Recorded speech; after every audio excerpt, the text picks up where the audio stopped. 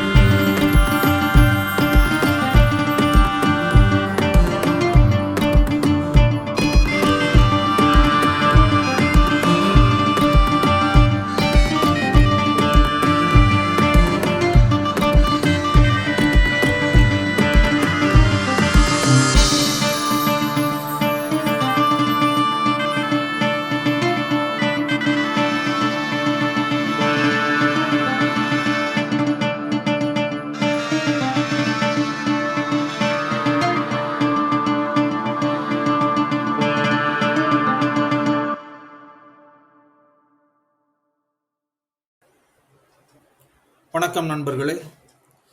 இந்த வீடியோவில் நம்ம வெறும் ஆதி கைலாசை பற்றின தகவல்களை பார்க்க போகிறோம். நாங்கள் மே மாதம் 9ஆம் தேதியிலிருந்து 15ஆம் தேதி வரை 7 நாள் பயணமாக நாங்கள் ஒரு 26 பேர் போயிட்டு வந்தோம். அந்த சமயத்தில் எடுக்கப்பட்ட வீடியோக்களை தான் உங்கள் கூட இப்போ பதிவு பண்ணியிருக்கோம். தவறாமல் முழு வீடியோவும் பாருங்கள். உங்களுக்கு தேவையான எல்லா தகவல்களும் இதிலே கிடைக்கும். இதுக்கு அடுத்த பகுதி ஓம் பர்வத் யாத்ரா, அதையும் நீங்கள் பாருங்கள். அப்படின்னு பார்க்கும்போது உங்களுக்கு ஆதி கைலாஸ், ஓம் பர்வத் இது போகக்கூடிய ரூட்டுகள் எவ்வளவு கடினமாக இருக்குது அப்படிங்கிறத பற்றி உங்களுக்கு நல்ல விவரம் கிடைக்கும். வாங்க, இப்போ நம்ம ஆதி கைலாஸ்னா என்னது, ஓம் பர்வத்னா என்னது, இந்த ரெண்டையும் பற்றி இப்போ நம்ம இந்த வீடியோவில் பார்க்கலாம்.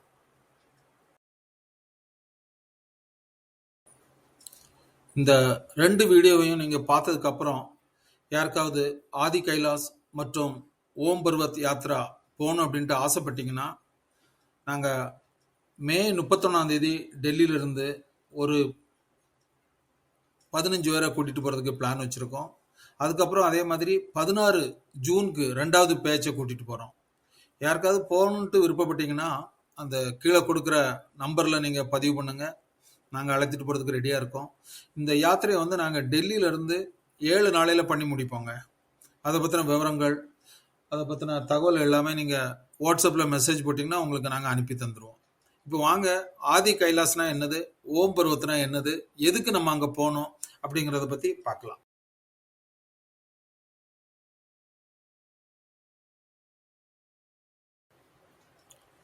ஆதி கைலாஸ் அப்படிங்கிறது இந்தியாவில் இருக்குது. அதாவது உத்தரகாண்ட் மாநிலத்தில் இருக்குது. அதே மாதிரி நீங்கள் இந்த கைலாஸ் மானசரோவர் யாத்திரையும் ஆதி கைலாஸ் யாத்திரையும் ரெண்டையும் பற்றி நீங்கள் குழம்பக்கூடாது.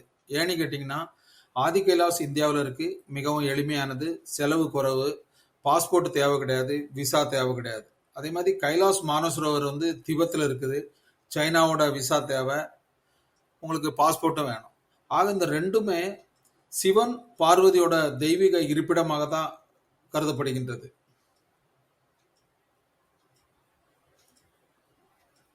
இந்த ஆதி கைலாச சிறிய கைலாயம் என்றும் அழைக்கப்படுகின்றது.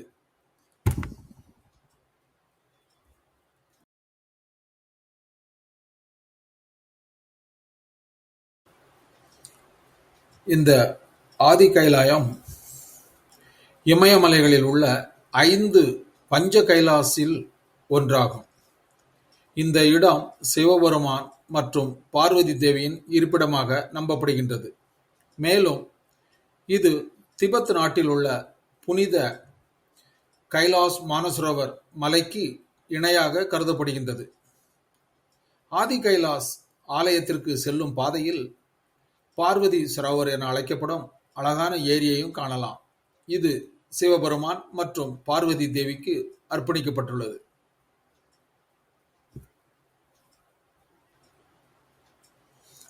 இந்த ஆதி கைலாஷ் மற்றும் ஓம் பர்வத் யாத்திரையை நாங்கள் டெல்லியிலிருந்து 7 நாட்களில் செய்து முடிக்கிறோம்.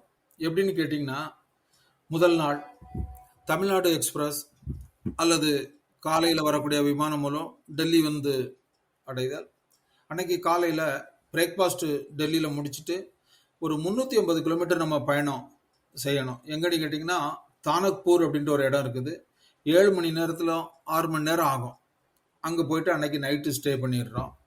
அன்னைக்கு ஈவினிங் டைம் இருந்ததுன்னா அங்கே ஒரு டேம் இருக்குது. நேபாளையும் இந்தியாவையும் இணைக்கக்கூடிய ஒரு நதி.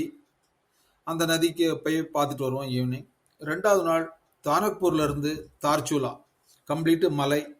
இது எப்படி போகணும் பார்த்தீங்கன்னா, பித்தோராகாட் அப்படின்ட்டு உத்தரகாண்ட் மாநிலத்தில் ஒரு நகரம் இருக்குது. அந்த நகரத்தை கடந்து நம்ம நல்ல லக்ஸரி கார் மூலமாக ஒரு 5 மணி நேரத்துலேருந்து 6 மணி நேரம் பயணம் செய்ய வேண்டியிருக்கும். கிட்டத்தட்ட ஒரு 250 கிலோமீட்டர். அன்னைக்கு போயிட்டு நம்ம தார்ச்சுலாவில் போய் தங்கிடுவோம். அதுதான் பேஸ் கேம்ப். அங்கே தான் நமக்கு தேவையான மெடிக்கல் ரிப்போர்ட் எல்லாம் சப்மிட் பண்ணி அன்னைக்கு நம்ம இன்னர் பாஸ் அங்கே நாங்கள் அரேஞ்ச் பண்ணி கொடுத்துருவோம். அதை எடுத்துக்கிட்டு அன்னைக்கு 2வது நாள் தார்ச்சுலாவில் தங்கிடுவோம். 3வது நாள் காலையில் பிரேக்ஃபாஸ்ட்டுக்கு அப்புறம் ஒரு 8 மணிக்கு நம்ம ஒரு 71 கிலோமீட்டர், கிட்டத்தட்ட 70 கிலோமீட்டர் பயணம் செய்யணும். இந்த பயண தூரத்தை நம்ம ஒரு 3 மணி நேரத்தில் கடந்து விடலாம். நேபால்சு இல்லைன்னா குஞ்ச் அப்படிங்கிற இடத்துல போயிட்டு நம்ம தங்குவோம். இங்கே வந்து ஜீப்பில் போவோம்.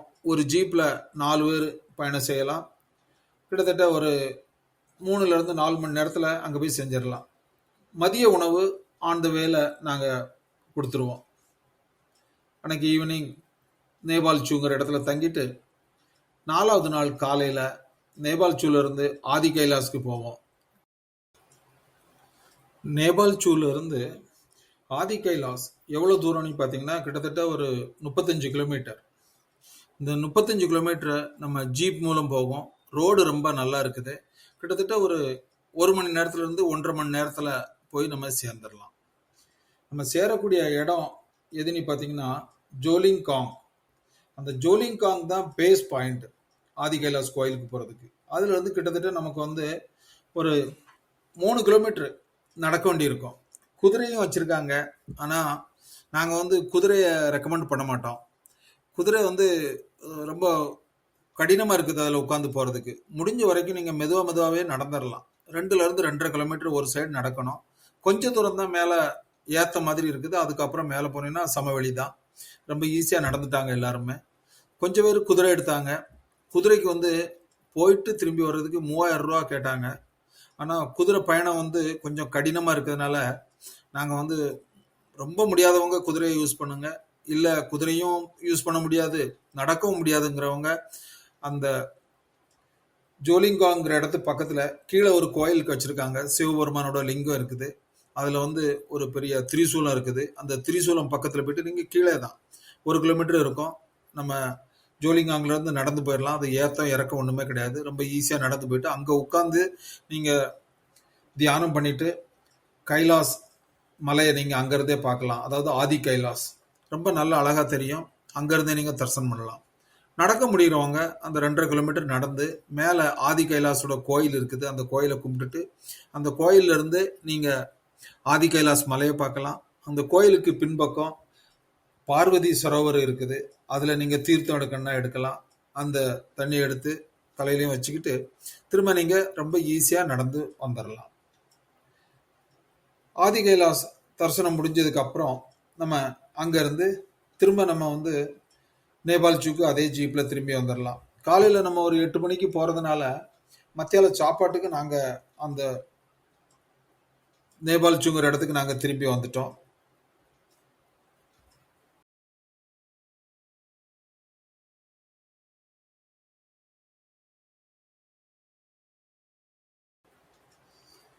இந்த ஆதி கைலாஸ் யாத்திரையில் நாங்கள் என்னதெல்லாம் பார்த்தோம் அப்படின்னு கேட்டிங்கன்னா, தார்ச்சுலாவில் நாங்கள் ஒரு நாள் தங்கியிருந்தோம். அன்னைக்கு ஈவினிங்கே வந்து தார்ச்சுலாவிலேருந்து அந்த காளி ரிவர் இருக்குது இல்லையா, அதை கிராஸ் பண்ணாக்க அந்த பக்கம் நேபாள் இருக்குது. ஈவினிங் டயத்தில் நாங்கள் நேபாளில் போயிட்டு எங்களுக்கு தேவையான உள்ளன் ஐட்டங்கள், ஷோட்டர் இதெல்லாம் பர்ச்சேஸ் பண்ணிட்டு வந்தோம். அடுத்த நாள் காலையில் நாங்கள் வந்து தார்ச்சுலாவில இருந்து கிளம்பும்போது முதல்ல சியாலோக் அப்படிங்கிற ஒரு வில்லேஜில் நிப்பாட்டி நாங்கள் பிரேக்ஃபாஸ்ட் சாப்பிட்டோம். அது பக்கத்தில் இந்தியன் திபெத் பார்டர் போலீஸோட கேம்ப் இருந்தது. அங்கே பாத்ரூம் டாய்லெட்லாம் இருந்தது. நல்லபடியாக அங்கேருந்து பிரேக்ஃபாஸ்ட் முடிச்சுட்டு அதுக்கு அடுத்தாக்கில் நேபாள் சூ போய் சேர்ந்தோம். நேபாள் சூவில் நாங்கள் வந்து ஹோம் ஸ்டேயில் தங்கியிருந்தோம். ஒவ்வொரு ரூம்லேயும் 4 பெட்டு 3 பெட்டு இந்த மாதிரி போட்டிருந்தாங்க. நாங்கள் வந்து தனித்தனியாக பிரிச்சுக்கிட்டோம். ஆண்கள் தனியாக, பெண்கள் தனியாக, அந்த மாதிரி பிரித்து அன்னைக்கு நைட் அங்கே ஸ்டே பண்ணோம். நாங்கள் வந்து அதுக்கு அடுத்த நாள் வந்து நாங்கள் ஆதிகைலாஸ் வரும்போது இடையில குடி கிராமம் அப்படின்ட்டு ஒரு கிராமம் இருந்ததுங்க. அதாவது பஞ்சபாண்டவர்கள் அங்கே வந்து வசித்ததாகவும், பஞ்சபாண்டவர்களோட மலை மேலே ஒரு கோட்டையும் இருந்தது. அந்த ரெண்டையும் காட்டினாங்க. அதுக்கப்புறம் பிரம்மா பர்வத் அப்படின்ட்டு ஒரு மலையை காட்டினாங்க. பிரம்மா பர்வத் என்பது என்னன்னு கேட்டிங்கன்னா ஆதிகைலாஸ் செல்லும் பாதையில் காணப்படுகின்றது. முக்கியமான மலைப்பகுதிகள் ஒன்றாகும். இந்த மலை பிரம்மா தேவனின் பெயரில் அழைக்கப்படுகின்றது. அதுக்கப்புறம் வந்து பாண்டவ பர்வத் அப்படிங்கிறாங்க. அதுக்கப்புறம் பாண்டவ கோட்டை. அவங்க பாண்டவ பருவம்னா பாண்டவரோட பேர்ல ஒரு மலை இருந்தது, அதை பார்த்தோம். அதுக்கப்புறம் பாண்டவர்கள் கட்டின ஒரு கோட்டை, ஒரு மலை ஏதாவது ஒரு கோட்டை இருந்தது, அந்த கோட்டையும் பார்த்தோம் குடி கிராமம் பக்கத்துல. அதுக்கப்புறம் உங்களுக்கு வந்து பார்வதி முக்கூட், பார்வதி தலையில இருக்கிற இந்த கிரீடம் இருக்குல்லையா, அந்த மாதிரி ஒரு மலை வடிவமா இருந்தது, அதை காட்டினாங்க. அதை பார்வதியோட முக்கூட் அப்படின்னு சொன்னாங்க. அதுக்கப்புறம் பார்வதி சரோவர், நம்ம முதல்ல சொன்ன மாதிரி அந்த ஆதி கைலாஸ் கீழே அந்த சரோவர் இருந்தது. அதை பார்த்து நிறைய பேர் அதில் தீர்த்தம் எடுத்தாங்க. தீர்த்தம் எடுத்துக்கிட்டு திரும்ப நாங்கள் கீழே ஜோலிங்காங்கிற இடத்துக்கு வந்தோம். அங்கேருந்து ஜீப்ல ஏறி நேராக நாங்கள் நேபாள்ச்சுக்கு வந்துட்டோம். இதுதான் ஆதி கைலாஸ் பற்றின விவரங்கள்.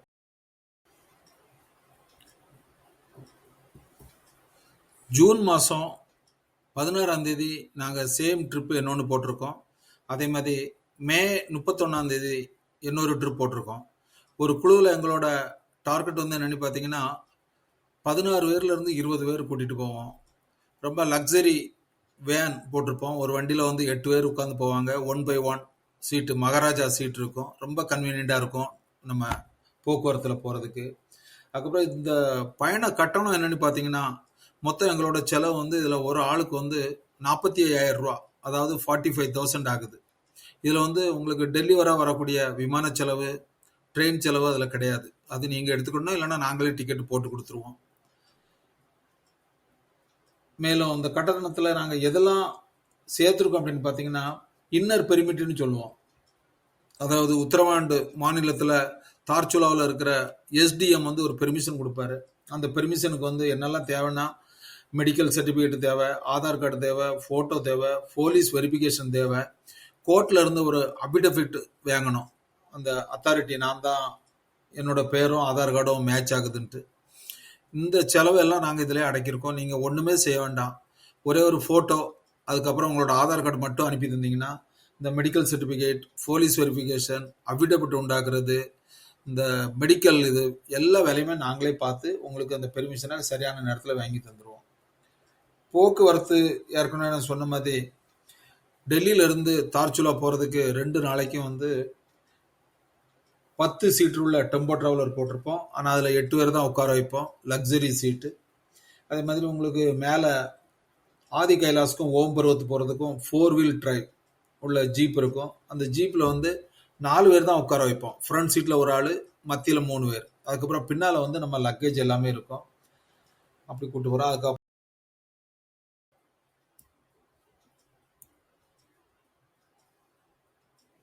எங்களுடைய அடுத்த யாத்திரை 31 மேய்க்கு கிளம்புறோம் டெல்லியிலேருந்து. அதுக்கு அடுத்தது வந்து ஜூன் மாதம் 16ஆம் தேதி 2வது யாத்திரையை கூட்டிகிட்டு போகிறோம். ஒவ்வொரு பேஜ்லையும் கிட்டத்தட்ட 16லேருந்து 20 பேர் வரை கூட்டிகிட்டு போவோம். அதுக்கப்புறம் ஜூலை ஆகஸ்டில் வந்து இந்த ட்ரிப்பு பண்ண முடியாது. ஏன்னு கேட்டிங்கன்னா மழை அதிகமாக இருக்கிற காரணத்தினால லேண்ட்ஸ்லைடிங் ப்ராப்ளம் இருக்கும். அதனால ஜூலை ஆகஸ்ட் கூட்டு போக மாட்டோம். செப்டம்பர் வந்து 25க்கு அப்புறம் ஒரு ட்ரிப்பும், அக்டோபரில் ஒரு ட்ரிப்பும் நாங்கள் போடுவோம். பட் ஆனால் அந்த ட்ரிப்பில் வந்து ஐஸு கம்மியாக இருக்கிறதுனால ஓம் பர்வத் யாத்திரையில் ஓம் அப்படிங்கிற சின்னம் கிளியராக தெரியாது. அதனால வந்து நாங்கள் அக்டோபரில் அதிகமாக போடுறது கிடையாது. நிறைய வீடியோவில் போட்டுக்கிட்டு இருக்காங்க. நாங்கள் ஓம் பர்வத்து போகும்போது அங்கேருந்து உங்களுக்கு கைலாஸ் மானசரோவர் மலையை நாங்கள் காட்டிடுவோம், நீங்கள் திபெத்தும் போக வேண்டாம், சைனாவும் போக வேண்டாம், இங்கேருந்தே பார்க்கலான்ட்டு. அது வந்து நாங்களும் ட்ரை பண்ணோம். அங்க ஐடிபிபி காரங்களும், ஆர்மி காரங்களும் பெர்மிஷன் குடுக்க மாட்டேங்கிறாங்க. அதனால யாரும் அங்க கூட்டிட்டு போறேன் அப்படின்னு சொன்னா தவறான செய்தி அது. பெர்மிஷன் யாருக்குமே கிடையாது அங்க மேல போறதுக்கு. ஓம் பருவத்து வரை தான் அனுமதி குடுக்குறாங்க. ஓம் பருவத்துல இருந்து 9 கிலோமீட்டர் போனீங்கன்னா அந்த கைலாஸ் மானசரோவர் பார்க்கறதுக்கு தெரியும். ஆனா அங்க போறதுக்கு சிறப்பு அனுமதி வேணும். அந்த அனுமதி இந்த வருடம் கொடுக்கப்படவில்லை. உங்களுக்கு எங்களோட யாத்திரையில பங்கு பெறுக்குன்னா கீழே கொடுக்கப்பட்டுள்ள நம்பர்ல கால் பண்ணி புக் பண்ணிட்டு வாங்க. இந்த வீடியோ பிடிச்சிருந்தனா ஷேர் பண்ணுங்க. உங்க நண்பர்களுக்கும் அனுப்பி வைங்க. அவங்களுக்கு இந்த தகவல் தேவையானதா இருந்ததுன்னா ரொம்ப சந்தோஷம். வணக்கம். செல்வராஜ், டெல்லி.